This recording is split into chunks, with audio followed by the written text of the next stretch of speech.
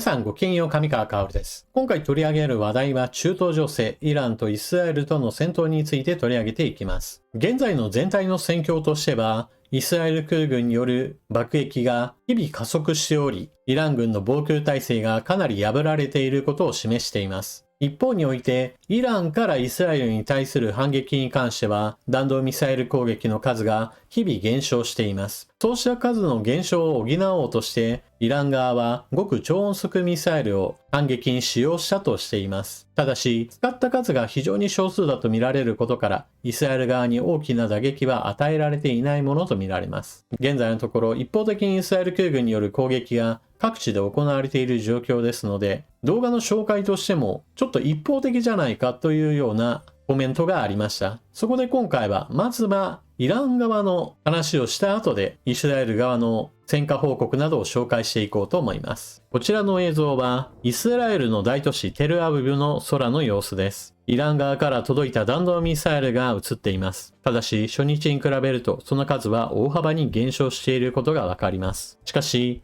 イラン側の攻撃も何の成果も上げていないわけではありません。例えばこちらはイスラエルが放っていた無人偵察機が撃墜され地面に落ちたところを映像として紹介しています。この無人偵察機の撃墜に関してはイスラエル側もこれを認めています。ですから何の戦果もないわけではありません。しかし逆に言えばイラン側の動きはこれぐらいしか取り上げるものがありません。続いてここからはイスラエル側の攻撃。首都テヘラン近郊のミサイル製造拠点が空爆を受けました。これによって街から見てもわかるほどの巨大な爆発が発生しています。数日前にイスラエル側は首都テヘラン上空では制空権を確保したと発表しており、現在でもなおイラン側は首都の空を全く守れていないような状況のようです。それは日中でも同じことで、軍施設だけではなく政府関係の施設も攻撃を受けているとのことです。続いてはイラン中部弾薬庫が攻撃を受けている様子。こちらは攻撃を受けることを想定していなかったのか、かなり開けた場所に倉庫が立ち並んでいます。続いてイラン軍のヘリコプター部隊が配備されていた基地について、イラクとの国境のほど近くとあって、イスラエルから見ても非常に攻撃しやすい場所だと言えます。このような場所にヘリコプター部隊がまだ残っていたというのはちょっと驚きです。爆撃によってヘリコプターを破壊する映像がこちら。ものの見事にヘリコプターが吹っ飛んでいます。続いてはイスラエル空軍が発表していた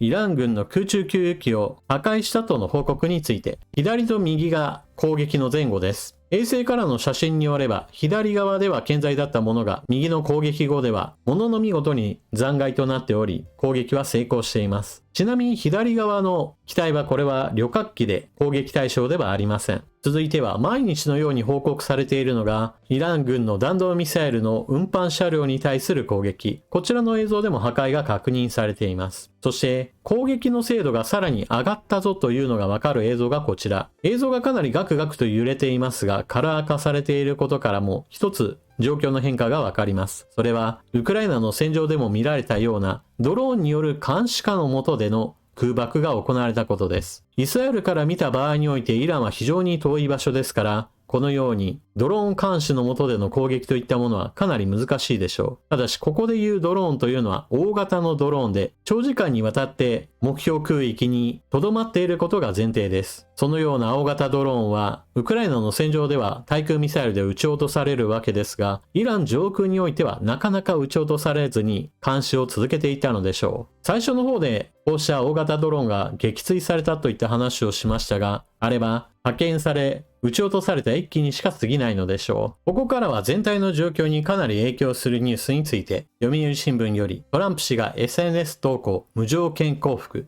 少なくとも現時点ではハメネイ氏を殺害しない。アメリカのトランプ大統領は SNS に無条件降伏と書き込んだ。イスラエルと交戦するイランを念頭にした投稿だ。トランプ氏はイランの最高指導者ハメネイ氏の居場所を正確に知っていると主張するなど、イランに対する圧力をさらに強めている。トランプ氏は我々は現在イラン上空を完全に支配していると主張。さらにハメネイ氏について容易な標的だとした上で、少なくとも現時点では彼を排除するつもりはないとし、我々は民間人や米兵に対してミサイルが撃ち込まれることを望んでいない。我々の忍耐は限界に近づいていると警告した。トランプ氏は G7 サミットの参加を途中で取りやめ、アメリカに帰国しています。この時大統領専用機内でも停戦よりも良いものを求めていると述べ、イランに真の終結や完全な降伏を望んでいると語った。一方で、イランの最高指導者ハメネイ師の動向について、イランの最高指導者は地下壕に避難か、ロシア亡命準備の憶測も。国外に拠点を置く反体制派メディアは、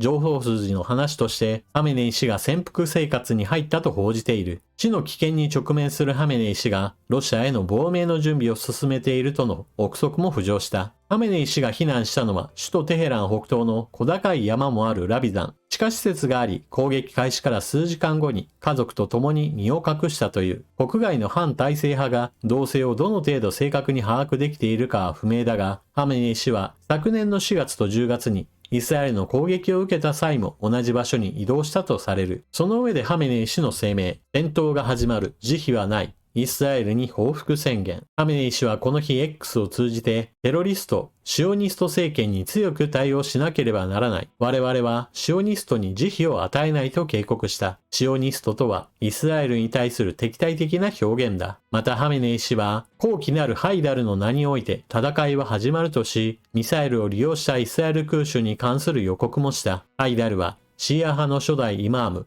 指導者であるアリの表す言葉で、イラン軍が保有する空対地ミサイルでもある。ハメネイ師は、7世紀ムスリムの軍隊がユダヤ人居住地だったハイバルを征服した事件に言及しながら、ハイバルに戻るとも伝えた。そして、トランプ氏の無条件降伏というような投稿があった後には、それに反応して新たな声明も出しています。ブルームバーグより、イランは降伏しない。ハメネイ師がトランプ氏の呼びかけに反発。反国営ファルス通信が報じたところによると、ハメネイ師はアメリカによる軍事侵略があれば、いかなるものであろうが、間違いなく回復不能な損失を負うことになる。アメリカ人はそう覚悟すべきだと述べた。しかし、イスラエルに対する反撃を行うとしているハメネイ師ですが、情勢は極めて悪化しているようです。アラブニュースより、イスラエルとイランが激しい攻防を広げる中、ヒズボラは傍観者のまま。かつてはイランの最も忠実で対応力のある代理人と見られていたが、過去18ヶ月にわたる指導者の暗殺や組織基盤への大きな打撃の後、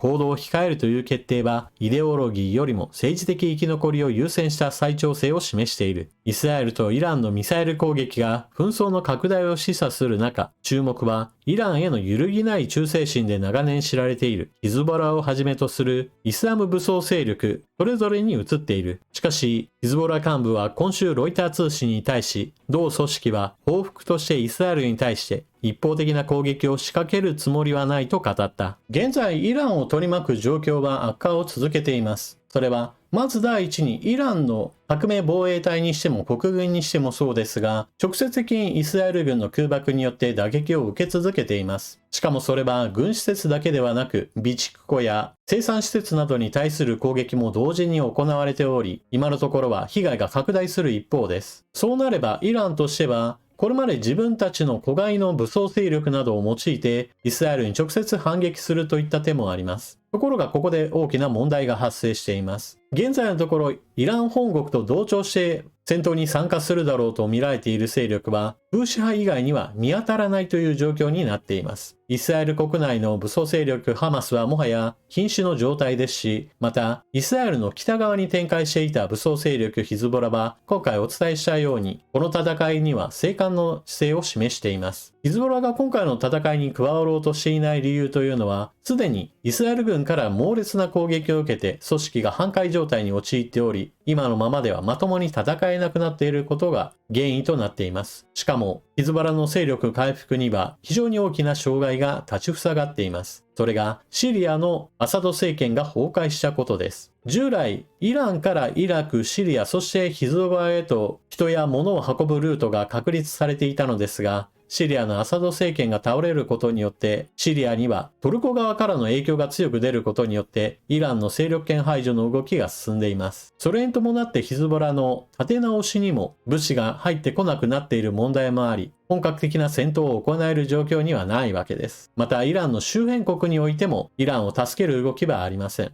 例えば、今までは全く取り上げてこなかった国の名前としては、パキスタンがあります。パキスタンは今回の一連の動きの中で、当初は、イランと同調するのではないかということが報じられていました。しかし、そうしたイラン側からの期待は裏切られることとなります。パキスタン政府は、イランとの軍事的な協調は全くしておらず、あたかもイランが攻撃されたらパキスタンもこれに参戦するかのような報道は間違いであるとして、完全な否定声明を出しています。そしてもう一つの軍事関係がある国としてはロシアがあります。従来は戦場となっているのはロシアであり、イランではありませんでした。だからこそ、軍事物資をイランからロシアへと販売するルートがありました。ところが今回、イランが戦場になることによって、この軍事輸出のルートが完全に断たれました。しかも、逆の流れはありません。現在、ロシアが戦場だという話をしましたが、ここにはウクライナ軍の遠距離攻撃作戦が影響しています。ロシアは非常に東西に国土が広く、守るべき面積が広大です。そこにウクライナ軍は飛行機型の長距離飛行できるドローンを使って攻撃を各地に行っています。広すぎるがためにロシアは全てを守りきることはできていないわけですが、だからといって何もしていないわけではありません。各地に防空ミサイルを配置することによって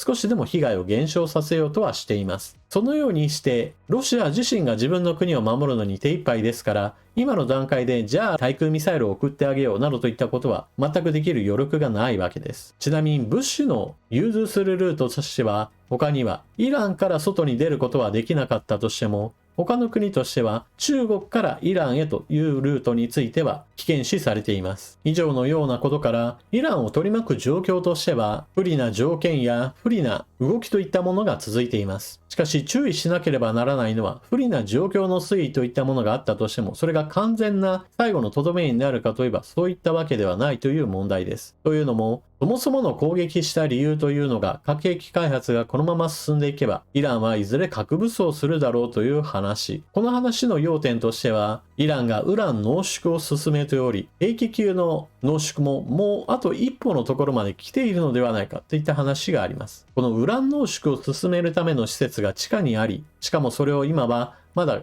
完全に破壊することができていません。特に地下80メートルにあると言われているフォルド核施設については全くの無傷だと言われています。それというのもイスラエル軍による爆撃によっては建物については破壊することができたとしても、また出入り口のトンネル類などについて塞ぐことができたとしても、地下には全く影響を及ぼすことができないだろうと言われているからです。そこでとどめを刺すために必要だと考えられているのが、米軍の大型地中貫通爆弾、バンカーバスターです。ここでトランプ大統領が今苦悩しているだろうと言われているニュースがあります。イスラエル軍だけではとどめを刺すことができない。しかしアメリカ軍であればそうすることもできるだろうと言われています。周りの状況としては準備が進められています。例えばインド洋のディエゴ・ガルシア島にはバンカーバスターを搭載し、そして実際に投下することのできる B2 戦略爆撃機が配備されています。そこの基地から発進すれば、フォルド核施設に対してもバンカーバスターの攻撃を行うことができます。また、B2 爆撃機を発進させる前の追払いとして、米軍による攻撃が行われるかもしれないという話も出ています。これは先日も取り上げましたが、アメリカ本土からかなりの数の空中給油機がヨーロッパへと渡り、その後中東地域へと展開しようとしています。これは米軍が直接攻撃するか、それとも単純にイスラエル空軍を支援するためか、どっちにしても役に立つものです。ただし、トランプ大統領自身はまだ判断をしかねていると言われています。というのも、従来の方針と食い違う部分があるからです。アメリカが直接関わるような戦争には参加したくないとしていたトランプ大統領。アメリカ第一主義から考えれば、直接手を出せば当然のように報復を招く危険性が高く、手を出すべきではないと考える人たちもいるわけです。しかし、イランに対する最大の軍事支援であるアメリカ、そしてトランプ大統領にしてみても、イスラエルだけでは最後の一撃を行えないというのであれば、自分が乗り出す可能性というものもあるわけで、どっちに転んでも別に不思議ではないような状況です。なお、イスラエル軍による攻撃だけでは地上施設と出入り口となるトンネル類すべてを塞ぐといったことはいくらか可能でしょう。その場合であれば、数ヶ月から半年程度核兵器開発を遅らせることができると言われています。しかし、完全な停戦状態になった後において、再び攻撃するとなれば、その時の国際情勢がどうなっているかはわかりません。今のように、